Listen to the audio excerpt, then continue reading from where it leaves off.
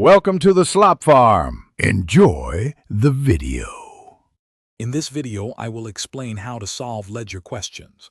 First, understand that a ledger is a principal book or collection of accounts where accounting transactions are recorded.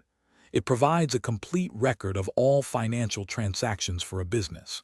Each account in the ledger has two sides, one for debits and one for credits, ensuring a clear and organized financial overview.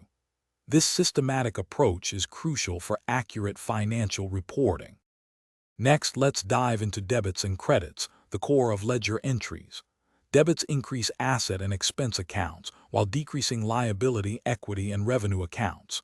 Conversely, credits increase liability, equity, and revenue accounts, and decrease asset and expense accounts. Remember, for every transaction, total debits must always equal total credits, maintaining the fundamental balance of the accounting equation. This dual entry system is essential. Now let's talk about posting transactions. After recording a transaction in the journal, you transfer it to the appropriate ledger accounts.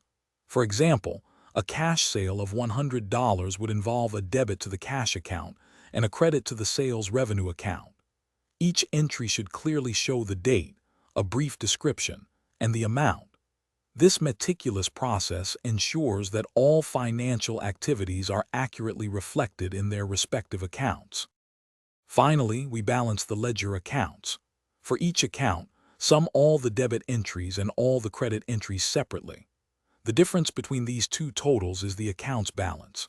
For instance, if an account has $500 in debits and $300 in credits, its balance is a $200 debit. After balancing all accounts, prepare a trial balance to confirm that total debits equal total credits, ensuring accuracy. Thanks for watching. Consider subscribing if we helped you today.